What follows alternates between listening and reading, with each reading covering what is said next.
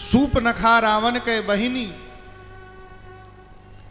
सूर्पनखा जो है वो रावण की बहन है। हृदय दारुण, दुष्ट हृदय दारुण जस अहिनी।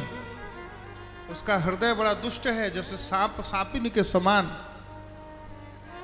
सूर्पनखा एक बार ऐसे ही भ्रमण कर रही थी, तो उसने देखा, राम जी को देखा, तो उसके मन में वासना हो आई, वासना की उत्पत्ति हो गई, और राम जी के सामने जाकर प्रेम प्रस्ताव प्रकट कर दिया, मैं तुमसे विवाह करना चाहती हूं। क्यों विवाह करना चाहती हूं? रूप बदल कर गई थी। ताते अब लगी रहूं कुंवारी, मेरे योग्य कोई वर मिलता नहीं, इसलिए अब तक कुंवारी हूं। न तुम सम पुरुष न मो सम नारी, तुम्हारे समान कोई पुरुष सुंदर नहीं, मेरे समान कोई सुंदरी नारी नहीं, इसलिए मुझसे विवाह कर लो।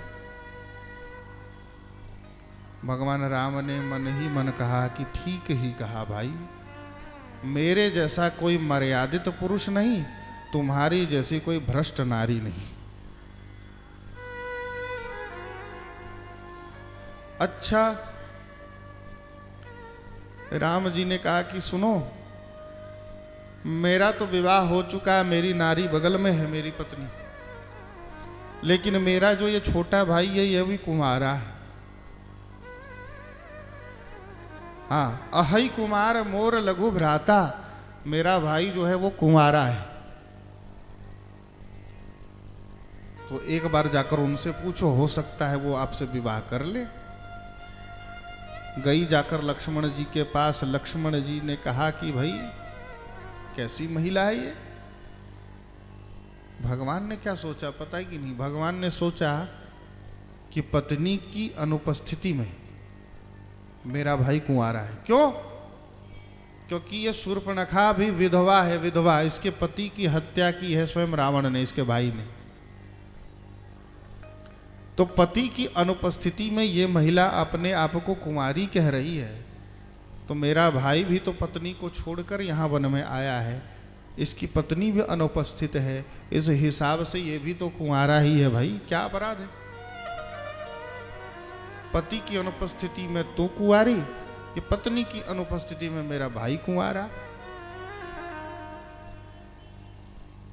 अथवा तो राम जी ने कहा कि सुनो, जब मेरे भाई को मैं लेकर वन में आ रहा था, तो इसकी माता जी ने इसे उपदेश देते हुए कहा था, तात तुम्हारा मातु वैदेही, पिता राम सब भांति स्नेही। आज से राम जी तुम्हारे पिता, सीता जी तुम्हारी माता। जब से ये मेरे पुत्र बने हैं, तब से तो भाई ये कुंवारे, कोई विवाह हमने किया ही नहीं, इसलिए कुंवारे हैं।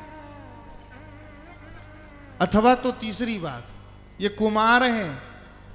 कुमार मतलब, बोले कु मतलब कुत्सित, तुम समान कुत्सित महिलाओं को ये मारने वाले हैं। जो कुत्सित लोग हैं संसार के, उनको तो ये मार डालते हैं। और पता है, लक्ष्मण जी हैं शेष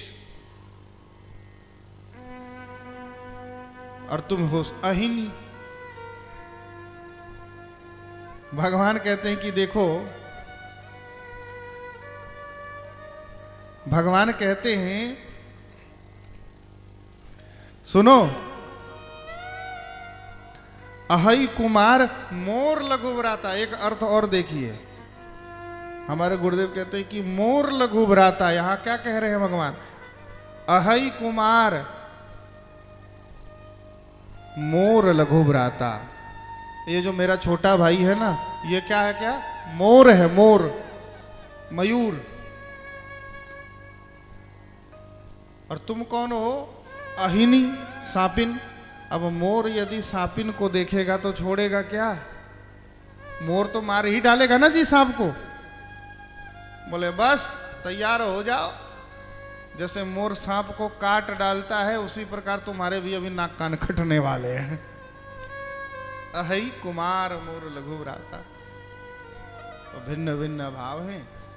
लक्ष्मण जी के पास गई, लक्ष्मण जी से कहा मुझसे विवाह करो। लक्ष्मण जी ने कहा ये बताओ तुम महारानी बनना चाहते हो कि नौकरानी? बोले अरे नौकरानी कौन महिला बनना चाहती भाई, हम तो महारानी बनना चाहते हैं। बोले कि इनका तो मैं नौकर हूं, मुझसे विवाह होगा तो नौकरानी बनकर सेवा करनी पड़ेगी।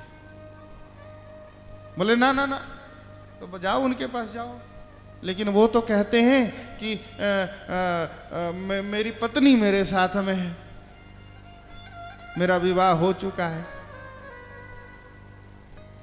राम जी ने कहा कि भाई ये बताओ, इनके बाबूजी ने 3-3 विवाह किए थे, ये भी 1-2 कर लेंगे तो क्या समस्या हो जाएगी? ये बताओ, अगर एक है तो दूसरी कर ही सकते हैं। राजा लोगों का तो ये भाई यशो होता है, 2, 4, 5, 10, 20 तो कर ही लेते हैं।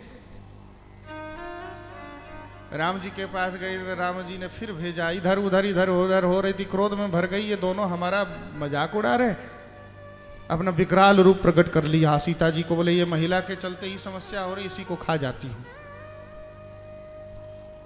राम जी ने इशारा किया, लक्ष्मण जी ने निकाली तलवार और नाक कान दोनों काट दिए। बस नाक कान डाल दिए, हाथ में किल जाकर लेकर अपने भाई को दे दो गिफ्ट, कह देना लक्ष्मण ने भेजा। यही तो बात है, यदि राम को पाना है तो सीता जी को माध्यम बनाओ, यदि सीता जी को रूपी भक्ति को पाना है तो राम जी को माध्यम बनाओ। यदि दोनों में से किसी को हटाने का प्रयास किया तो रावण की तरह 10 सिर कट गए, उसी प्रकार सिर कट जाएगा, अथवा तो शूर्पणखा की समान नाक और कान कट जाएंगे।